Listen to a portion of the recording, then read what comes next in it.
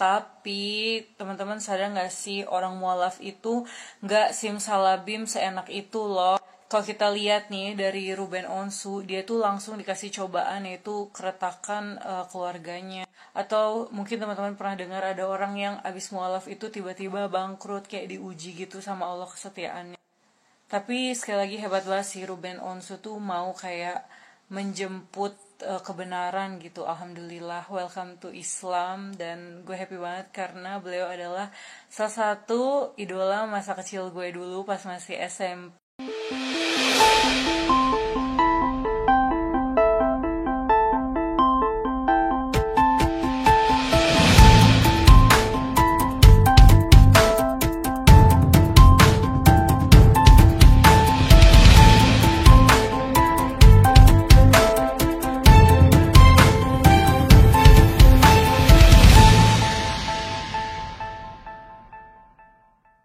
Ruben Onsu sudah mualaf.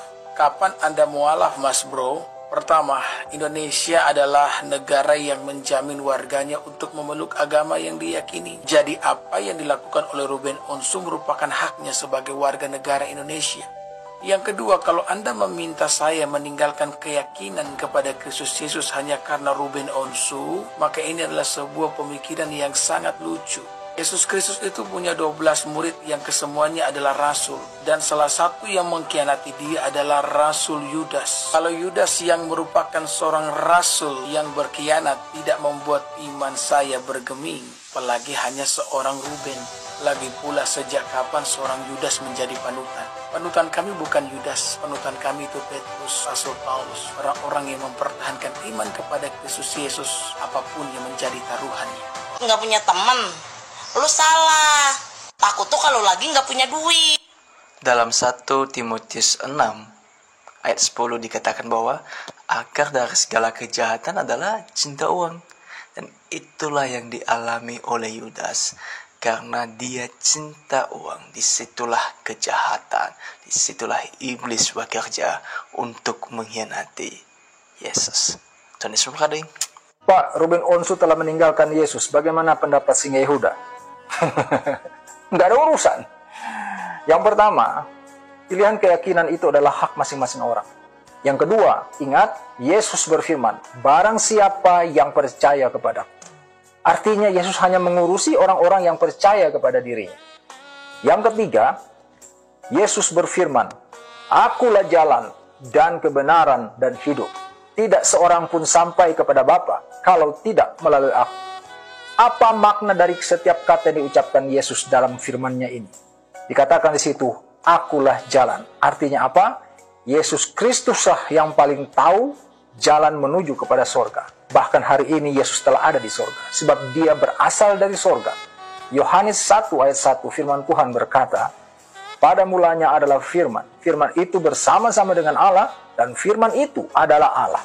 Kemudian Yohanes 1 ayat 14 firman Tuhan berkata lagi di situ, firman itu telah datang ke dalam dunia ini mengambil rupa manusia yang kita kenal bernama Yesus Kristus.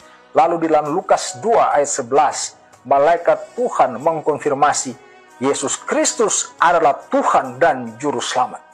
Nah, ada sebagian orang yang mengatakan Yesus itu cuma jalan bukan tujuan. Ya, itulah kebodohan daripada orang-orang. Ya, di mana di muka bumi ini orang membuat jalan tanpa ada tujuannya. Di gang sempit sekalipun, kalau dibuatkan jalan, pastilah ada tujuannya. Kemudian Yesus juga berfirman di situ, bahwa akulah kebenaran. Kebenaran itu artinya firman Tuhan. Ya, firman Tuhan juga merupakan petunjuk orang untuk masuk ke dalam kerajaan sorga. Dan Yesus Kristus itu, seperti yang sudah saya sampaikan tadi pada Yohanes 1 ayat 1, dia adalah firman Bapa itu sendiri. Kemudian Yesus Kristus berfirman lagi, yang tadi saya sampaikan, bahwa akulah jalan dan kebenaran hidup. Dia katakan dia adalah hidup, artinya hidup yang kekal. Itulah sebabnya Yesus Kristus berfirman juga, akulah kebangkitan dan hidup. Barang siapa yang percaya kepadaku, ia akan hidup sekalipun ia sudah mati. Jadi setiap orang yang meninggalkan Yesus, orang yang menolak percaya Yesus, mereka kehilangan 3 hal yang saya sampaikan tadi. Ya, sekali lagi Yesus berfirman, akulah jalan dan kebenaran dan hidup.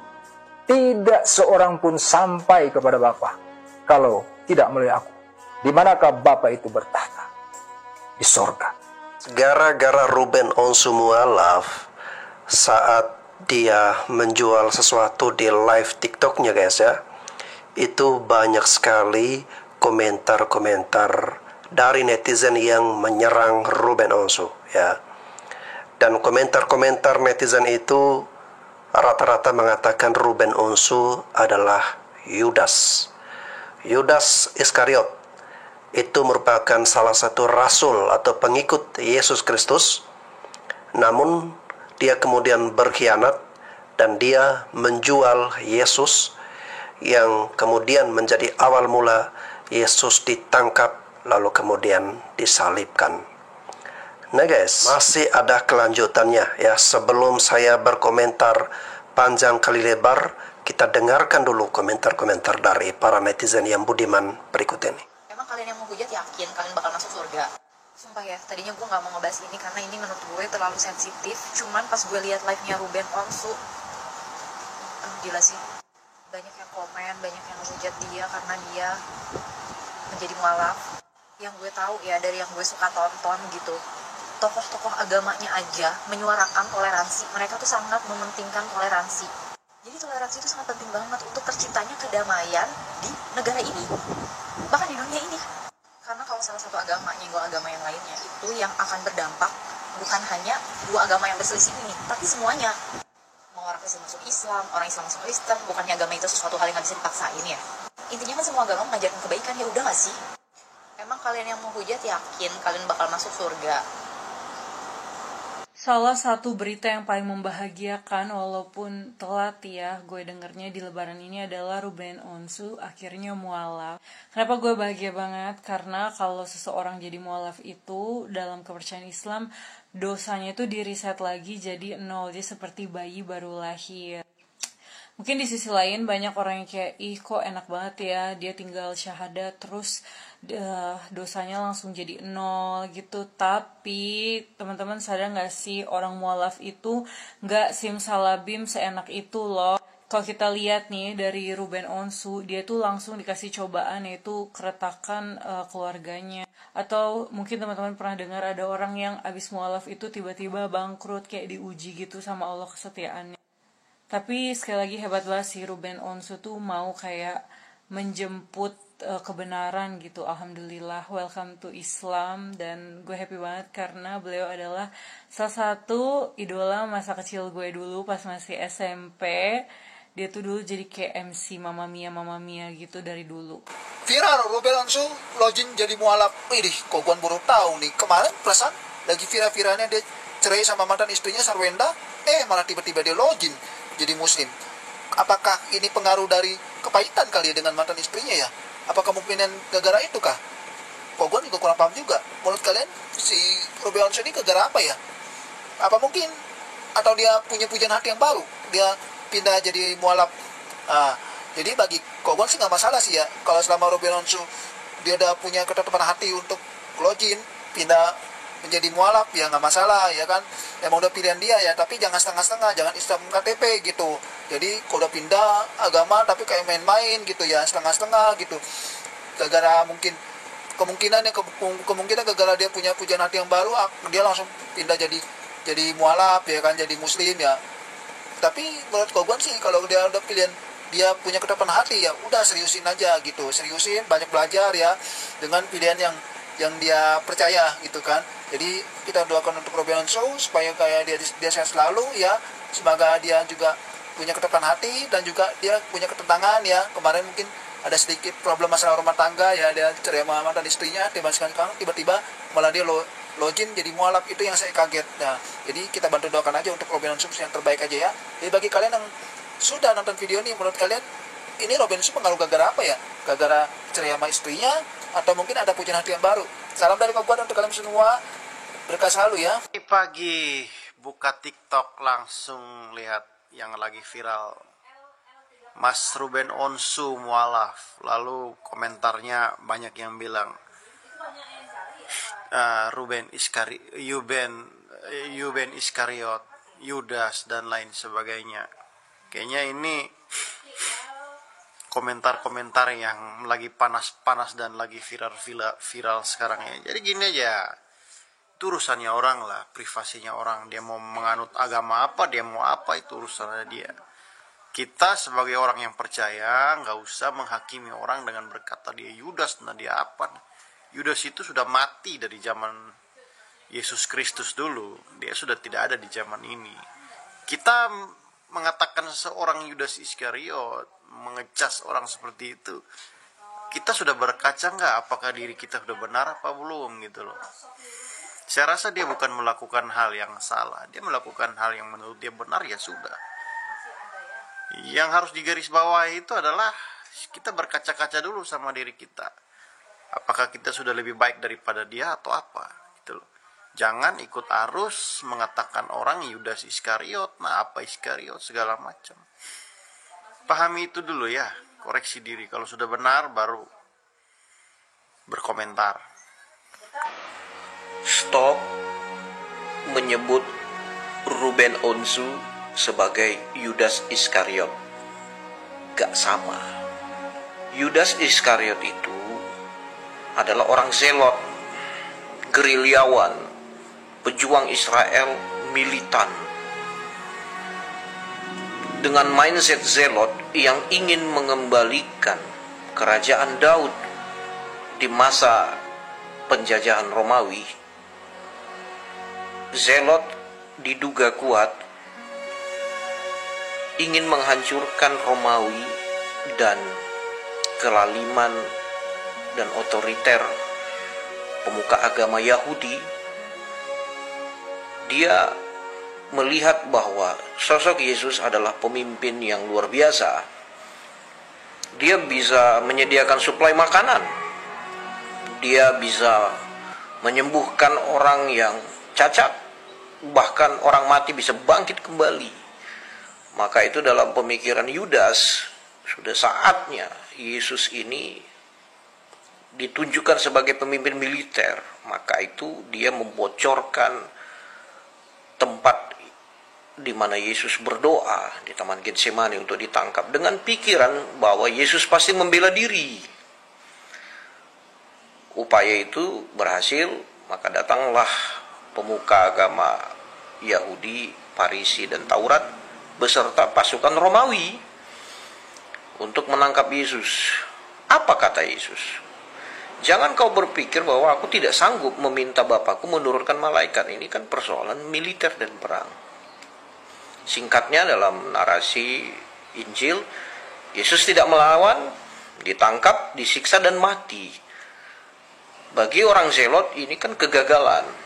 Dan orang zelot itu sudah terlatih kalau gagal bunuh diri. Makanya beberapa tahun kemudian kelompok zelot dikepung oleh orang-orang Romawi dan sebelum ditangkap mereka bunuh diri massal.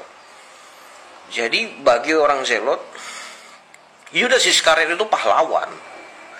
Dan dari segi teologis pun kita tidak menerima konsep bahwa untuk memuluskan Yesus sebagai Mesias, bahwa dia harus mati di kayu salib, ada yang sudah dikhususkan jadi kambing hitam, yaitu si Yudas. Kan kita nggak punya predestinasi begitu, bahwa ada yang dibuat Allah akan mati sebagai Yudas. Kan kalau gitu nggak fair dong dia, Allahnya kan.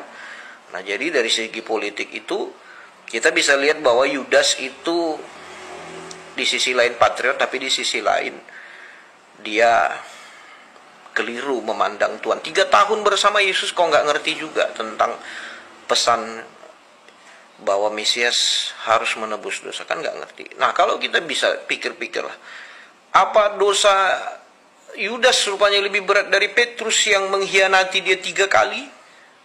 Tetapi Petrus berani mengambil pilihan untuk berbalik kepada Tuhan. Dan itu sebabnya dalam Kisah Para Rasul, Petruslah yang pertama khotbah tentang kebangkitan Tuhan Yesus. Dia percaya Yesus bangkit. Nah itu kan pengalaman iman. Jadi saya percaya bahwa orang yang menyadari salahnya dan dia berubah kepada Allah dengan konsep dia memberitakan kabar baik bahwa Yesus mati bagi dia, itu adalah keputusan yang dihargai Tuhan. Jadi saya berpikir Yudas pun kalau dia bisa kebilang setelah pengkhianatan itu, tapi dia kembali bertobat, saya pikir pengampunan terjadi. Nah, apa kaitannya dengan Ruben Onsu yang secara sengaja meninggalkan Tuhan Yesus? Itu nggak berkhianat. Siapa bilang itu berkhianat seperti Yudas? Karena ada orang yang sudah mengikut Yesus, ketika Yesus bilang, hari ini darahku akan tercurah, jadi kamu harus minum darahku supaya kamu bisa mengerti, dan kamu harus makan dagingku supaya bisa kamu diberkati Tuhan. Nah, orang-orang saat itu menangkapnya hurufiah, makanya akhirnya banyak murid Yesus yang bilang perkataan ini keras, nggak ada yang bisa mengerti ini, dan mereka mundur. Jadi saya percaya itu Ruben Onsu itu di situ, dia nggak ngerti tentang Tuhan Yesus, akhirnya dia mundur. Iya, Yesus marah-marah, nggak ada marah-marah kan Yesus, nggak ada dia bilang gue pengkhianat kalian semua, nggak ada. Jadi stop menyamakan Ruben Onsu dengan Yudas. Dari sisi patriot, dari sisi politik militer, Yudas Iskariot lebih berharga dari Ruben Onsu. Jika Anda ngerti. Teman-teman, nasib artis Ruben Onsu setelah ia menolak atau meninggalkan Tuhan Yesus, dikatakan para netizen dia adalah seorang Yudas. Sudah ada beberapa netizen yang menyebut dia sebagai atau seperti Yudas, di mana Yudas menyangkal Tuhan Yesus dengan menjual Tuhan Yesus dengan perkara dunia atau. Nah teman-teman, apa yang saya komentar? Di sini saya mau mengajak teman-teman semua untuk melihat atau membedakan di mana ada dua murid Yesus yang pernah menyangkal Tuhan Yesus. Yang pertama Yudas menjual Yesus dengan sekeping uang perak saudara. Dalam Matius pasal 26 ayat 14-16 kemudian pergilah seorang dari ke-12 murid itu yang bernama Yudas Iskariot kepada imam-imam kepala, ia berkata, apa yang hendak kamu berikan kepadaku supaya aku menyerahkan dia kepada kamu? Mereka membayar 30 uang perak kepadanya dan mulai di situ ia mencari kesempatan yang baik untuk menyerahkan Yesus. Nah teman-teman, Yudas ini ia pergi kepada imam-imam kepala, tujuannya apa? Untuk menjual Yesus. Lalu imam-imam kepala ini memberikan kepada Yudas 30 uang perak. Wah, ini seorang murid menjual gurunya saudara, dan setelah Yudas menerima 30 uang perak tersebut, di sana Yudas mulai ia mencari kesempatan untuk memberikan atau menyerahkan Yesus kepada para imam-imam. Kebalik itik ending hidup Yudas. Setelah ia menjual Yesus Kristus, Yudas tidak bertobat, Yudas tidak berbalik kepada Tuhan, malah Yudas ia mengakhiri hidupnya, ia menjadi Tuhan atas hidupnya, ia melakukan hal-hal yang membahayakan dirinya sendiri dan tidak bertobat. Ya, di sini kita melihat Yudas menjadi Tuhan atas dirinya sendiri. Alkitab mencatat, orang yang mengakhiri hidupnya dengan dirinya sendiri maka tidak ada pengampunan kepadanya karena dia sudah mendahulukan Tuhan atas dirinya. Ini yang pertama Yudas. Yang kedua Petrus pernah menyangkal Yesus 3 kali searah. Di dalam Matius pasal 26 ayat 69-75 dikatakan, sementara itu Petrus duduk di luar di halaman, maka datanglah seorang hamba perempuan kepadanya, katanya, engkau juga selalu bersama-sama dengan Yesus orang Nazaret itu. Tetapi ia menyangkalnya di depan semua orang, katanya, aku tidak tahu apa yang engkau maksud. Di sini Petrus menyangkal Yesus dengan pura-pura tidak tahu kalau ia adalah pengikut Yesus Kristus, padahal Petrus selama 3 tahun lebih ia bersama-sama dengan Yesus Kristus, masa tidak ia tahu dan mengenal Yesus? Tetapi di sini di depan orang Petrus menyangkal Yesus Kristus, yaitu yang pertama. Lanjut, ketika ia pergi di pintu gerbang, seorang hambalah yang lain melihat dia dan berkata kepada orang-orang yang ada di situ, orang ini bersama-sama dengan Yesus orang Nazaret itu. Dan ia menyangkalnya pula dengan bersumpah, ya dengan bersumpah, aku tidak kenal orang itu. Yang kedua Petrus bukan hanya saja ia pura-pura tidak tahu Tuhan Yesus Kristus, yang kedua ia bersumpah bahwa Yesus Kristus ia tidak mengenal sama sekali. Ya, tidak lama kemudian orang-orang yang ada di situ datang kepada Petrus dan berkata, pasti engkau juga salah satu seorang dari mereka itu, nyata dari bahasamu. Maka mulailah Petrus mengutuk dan bersumpah, aku tidak mengenal orang itu. Dan pada saat itu berkokoklah ayam, maka teringatlah Petrus akan apa yang dikatakan Yesus kepadanya, sebelum ayam berkokok engkau telah menyangkal aku 3 kali.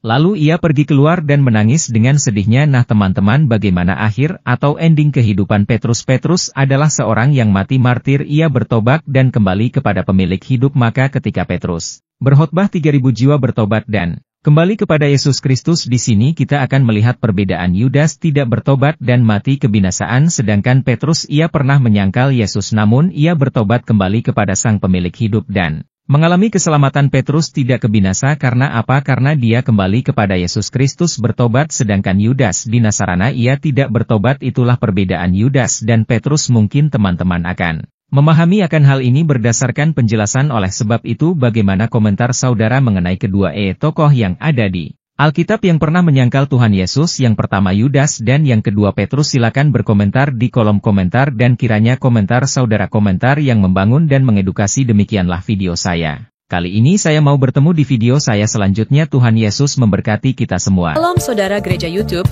saudara yang mau mendukung pelayanan misi kami untuk penginjilan generasi muda, Forum Komunikasi Pelayanan Penginjil Indonesia, bisa melalui Bank BRI 042 1010 048 70560 atas nama singkatan Generasi Muda FKPPI, dan bisa melalui QRIS ini. Silakan scan barcode QRIS ini melalui mobile banking saudara. Tujuan dari pelayanan misi ini adalah untuk menjangkau banyak jiwa di pelosok-pelosok desa yang rindu untuk mendengarkan firman Tuhan, dan untuk kegiatan hamba Tuhan yang menjalani penginjilan ke desa-desa untuk bisa terus mengabarkan kabar baik di seluruh tanah Indonesia. Selain melalui media sosial YouTube, kita tetap terus bisa menyuarakan kabar baik secara offline. Boleh melalui rekening ini dan bisa melalui QRIS Mobile Banking ini. Dengan cara scan barcode QRIS ini di mobile banking saudara sahabat Gereja YouTube. Dan untuk mendukung di rumah pelayanan yayasan kami, bisa mendukung melalui rekening yayasan atas nama Yayasan Cipta Pelita Kasih di Bank Rakyat Indonesia atau BRI. Dan bisa melalui QRIS ini. Silakan scan barcode QRIS ini melalui mobile banking saudara. Dukung pelayanan kami di semua sektor. Dengan ini sebagaimana untuk membiayai tempat tinggal yayasan, listrik, air, dan juga peralatan pengajaran pendalaman Alkitab dan Murtadin. Seberapapun itu sangat berguna bagi pelayanan Gereja YouTube, biarlah terus kita hidup dan berdampak menyuarakan dan memuliakan nama Tuhan Yesus, dan pastinya malaikat sorga bersorak-sorai karena banyak yang mengaku bahwa Yesus adalah Juru Selamat. Terima kasih. Tuhan Yesus memberkati saudara Gereja YouTube semua.